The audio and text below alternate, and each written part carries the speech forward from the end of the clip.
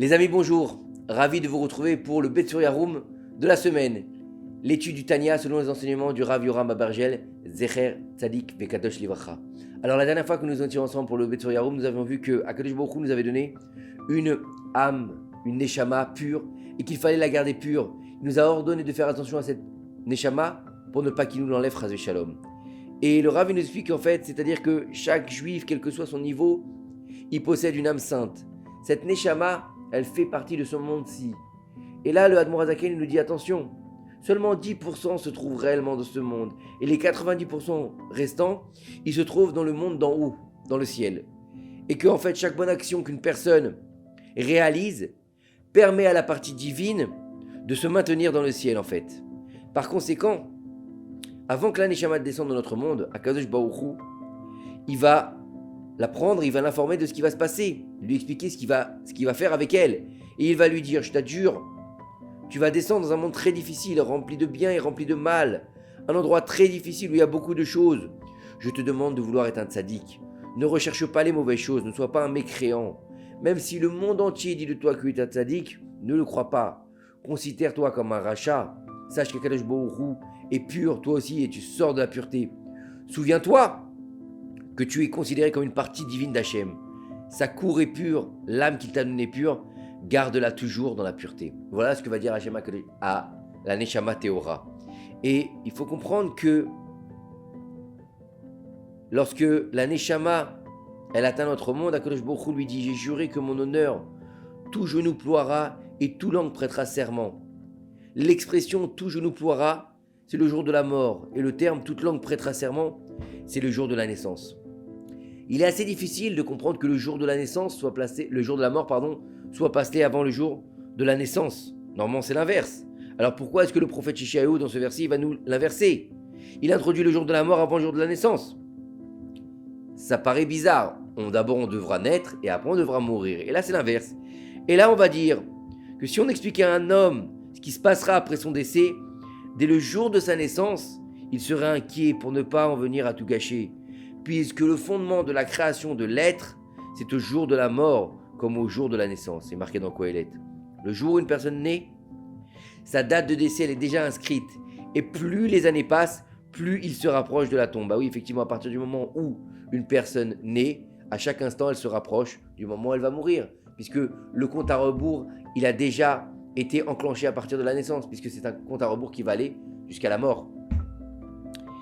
Et ainsi, l'homme, il ne doit pas avoir peur de la mort, mais il doit se méfier de lui-même, se conduire avec prudence, s'abstenir de manger des aliments nocifs pour la santé et aussi être vigilant spirituellement. On le sait bien, il faut faire attention à notre corps. Il ne faut pas manger n'importe quoi, il ne faut pas manger trop gras, trop salé, trop sucré. Il faut faire un peu de sport, il faut aussi apprendre à réfléchir pour garder un bon cerveau, pour pouvoir avoir de la mémoire, etc. Ça, c'est au niveau du corps, il faut s'entretenir. Mais bien sûr, il faut aussi s'entretenir spirituellement. On devra faire attention à ne pas parler de choses interdites, ne pas suivre le mauvais chemin, de se comporter dans la pureté et la sainteté. Et si on se comporte comme il faut, bah, tout se passera bien, ils nous disent nos sages. Et on dit que avant d'arriver dans ce monde, l'âme, elle a reçu comme mission d'être un tzaddik de la part d'Akadosh Baruch Hu. Mais l'homme, lui, se plaint lourdement. Il dit, j'ai un grand Yetzer Hara, que puis-je faire? Alors, qu'est-ce qu'on peut faire? C'est vrai que l'homme, il a un grand Yetzer Hara. La solution pour lui est de se connecter avec un sage de la Torah, afin de lui demander de le sauver de l'abîme. L'homme se dira, Hachem Yitbarach m'a fait promettre d'être un tzaddik. Que vais-je lui présenter après 120 ans de vie? Des caisses remplies de fautes liées au vol, des fautes liées à l'immoralité? Fais-moi une faveur, Hachem. Sauve-moi de tous ces méfaits. C'est pour cette raison qu'il faut absolument tous les jours participer à un cours de Tanya pour mériter de s'améliorer, se réparer et devenir un être humain. L'étude du Tanya va nous permettre de devenir un être humain, de se différencier de l'animal, de ne pas utiliser son âme divine que Dieu nous a donnée pour seulement faire vibrer notre âme animale. Notre corps n'est pas seulement ce qui doit soutenir notre âme animale, manger, boire, dormir, se reproduire, ça c'est bien, mais c'est pas le but de la vie. Et on va avoir besoin de l'étude du Tanya pour améliorer notre âme et notre intérieur. Les gens disaient, après avoir mérité d'étudier le Tanya, ils disaient quoi? Avant de connaître le livre de Tanya, je causais beaucoup de problèmes à autrui. Mais maintenant que j'ai découvert cet enseignement, je mérite lentement mais sûrement de devenir un être humain comme il se doit. Si quelqu'un prend quelque chose à quelqu'un d'autre, il le lui rendra de suite. C'est inutile de garder une faute pour soi. S'il a fait du mal à un autre, il ira et lui serrera la main, il fera la paix avec lui dans ce monde. Est-ce que c'est si difficile de donner une poignée de main? En faisant cela en quelques minutes, l'affaire est réglée. Et en fait, le but du Tanya est de faire comprendre à l'homme, ne perdez pas espoir. Peu importe ce que vous avez fait, sachez qu'Hachem vous acceptera à bras ouverts. Il faut savoir que le Tanya n'est pas un livre ordinaire. Beaucoup l'étudient, mais ils ne le comprennent pas très bien. Bien sûr. Pourquoi? Parce que c'est facile de prendre un livre, de l'ouvrir et de passer les pages. De lire ça comme si c'était un magazine, comme si c'était le journal de la fin de la semaine. C'est pas l'équipe, c'est pas le monde. C'est le Tanya. Quand on va ouvrir le livre du Tanya, il faut réussir à s'imprégner de ce qu'il y a écrit à l'intérieur. Il faut réussir à comprendre ce qu'il y a écrit. Seulement celui qui le connaît correctement va pouvoir l'apprécier. Seulement celui qui connaît le Etzraïm correctement, qu'il a étudié 7 ou 8 fois d'une manière fondamentale, peut comprendre le Tanya d'une manière cohérente. Le livre du Tanya vient après une compréhension profonde du Etzraïm.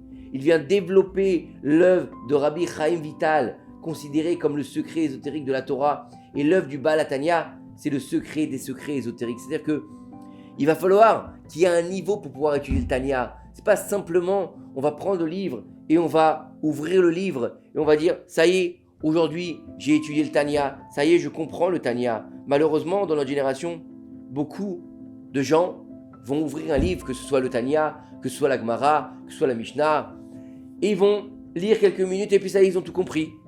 Et ils pensent que ça les a imprégnés, mais c'est que de la superficialité. Faut pas oublier ce qu'il a dit.